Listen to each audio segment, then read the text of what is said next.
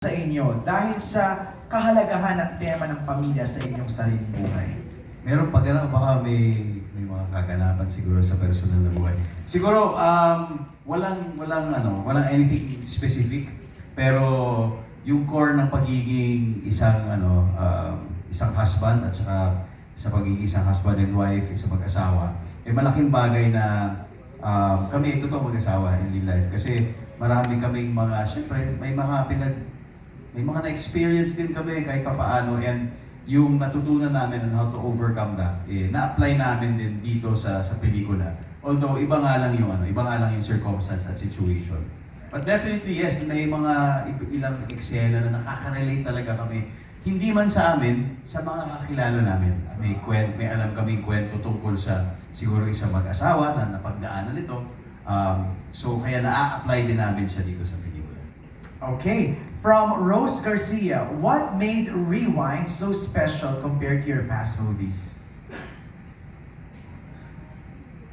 Hindi nakatingin ako kay Ate Rose.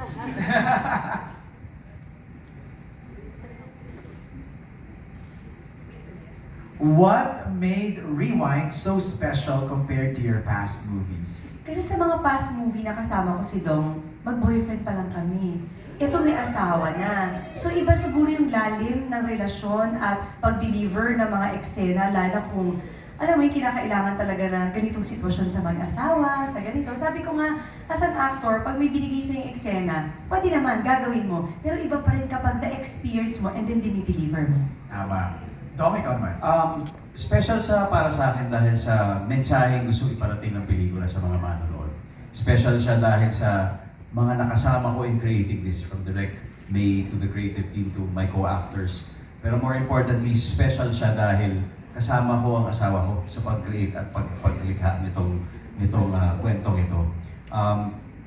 Siguro more than anything, kung ano man ang magiging response ng mga manonood, ang gusto ko talagang malaman kung naging best partner ba ako para kay Marlon sa pelikula nito. Yun ang pinakamahalaga para sa akin. Mamaya ka sa akin, ha?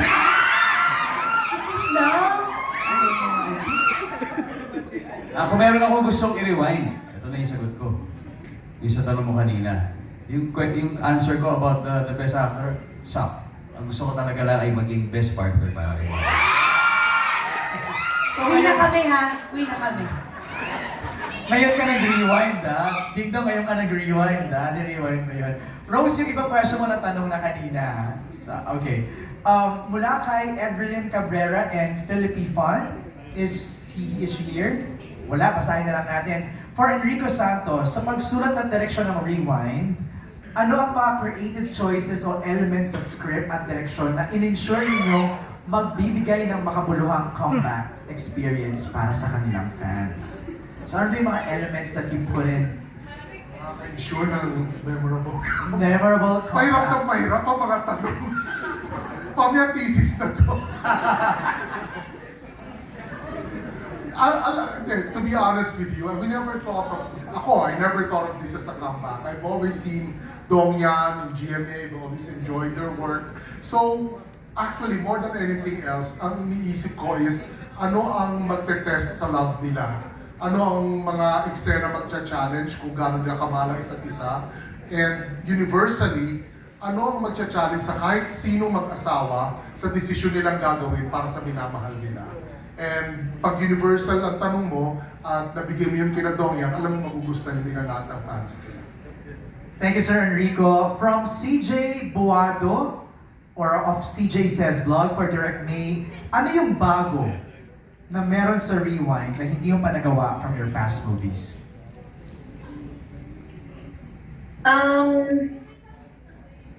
Yung bago dito is because it's a family movie. Nang tungkol sa mag-asawa. Bago din dito yung yung love story na hindi lang sa mag-asawa, kasi it goes beyond it. When you watch it, you'll know what I mean. Kasi parang, essentially, this is the love story of Mary and John, but this is a love story that talks about sacrifice of the greater kind. And when you watch it, you'll understand. And it's very new to me.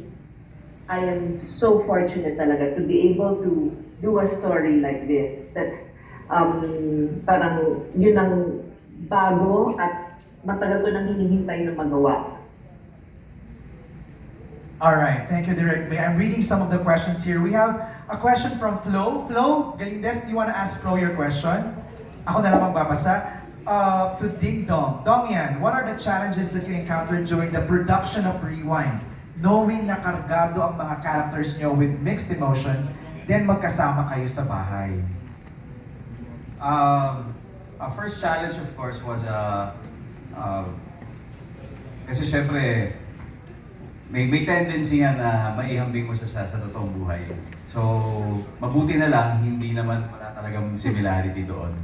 Pero syempre, yung pakiramdam, maaring oo.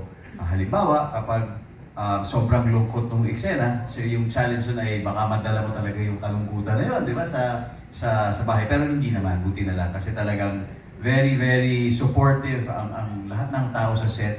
You know, kapag tapos na talaga. And siguro more than yung mga ganong fears and challenges, mas marami kasi yung learnings na pwede naming bitbitin pa uwi. At yun talaga yung mga bagay na you look forward to ko, especially every shooting day. Katulad ng halimbawa, gusto ko lang din i-share na isa sa parang mga unforgettable moments ko dito sa shooting ito ay tuwing pumupunta kami sa set. Kasi while challenge sa amin, na bago pumunta sa shooting, hinahatid muna namin yung mga bata sa school. Challenge din para sa amin na pag umuwi sila, wala kami dahil nagtatrabaho kami. Pero bago kami pumunta sa set, hinahatid muna namin sila. At on the way to the shooting, nakakapag-usap kami na hindi namin madalas nagagawa. Dahil kung busy ako, busy naman siya. Kung nasa bahay kami, siyempre nasa mga kids yung namin, yung attention. Halos wala na pala kaming oras para sa isa't isa. At masaya po ako na dahil sa pelikulang ito, nabigyan kami ng chance na makapag-usap ulit ang araw-araw sa shooting namin papunta. Ang problema lang, pagpapalik, tinutulugan na niya ako dahil sobrang pagod na. Pero yung mga ganong mga bagay ba, pinagpapasalamat ko talaga. Malaking bagay I really value those moments. Marian, wanna add? Same, okay. You mentioned the kids, no? Ding Dong. Ang question is from G. Trilliana of Malaya. G, are you here? Wala na, ako na lang magtatanong ng question ni G. Do Zia and Ziggy know your job as actors and do they show signs of being inclined? Actually, isa yan sa mga pinag-uusapan namin ni Dong eh. Kasi nung una parang hinahayaan lang namin na parang okay lang kung makita nila or hindi, bahala na. Pero nandun kami sa punto ni Dong na bilang malaki na si Zia, siguro kailangan niya nang malaman ano ba ang trabaho ni Mama at ni Dada. So nagkasundo kami ni Dong na kailangan na-expose namin siya sa trabaho. Like si Dong, dinadala niya sa Family Feud, tapos nila namin sa Bonggang Villa. So ito yung trabaho ni Mama, ito yung trabaho ni Dada. So nagkaroon siya ng awareness, ito pala. So siguro maganda rin na alam niya kung ano yung trabaho namin. Dahil pinagmamalaki namin kung anong trabaho meron kami. Susunod sa inyo, you think? Aral mo na siya. Aral mo na siya. Aral mo na siya. Later on, magiging choice naman nila yun. Right. Ang mahalaga ngayon, alam talaga nila kung ano yung ginagawa namin. Dahil proud kami sa kung anong trabaho meron kami. Right. We have a last few questions here. Ito, interesting tong question ni Jay from Certified Kapamilya. What is that one scene from your showbiz career na gusto mong i-rewind dahil gustong-gusto mo ito?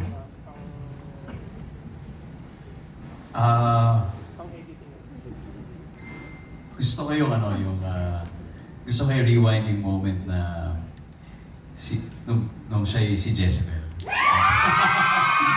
Parang si Fred. Bakit? Bakit? Bakit? Gusto niyo magaling ako, bakit yun? Bakit? Ano lang, kasi okay nga na-swimming eh. Basta yun na yun. Marian, gusto mo isabay tayong bakit? Bakit? Kaya, bakit? Ako na ba? Ako naman. Ang karatikat ng mga ito.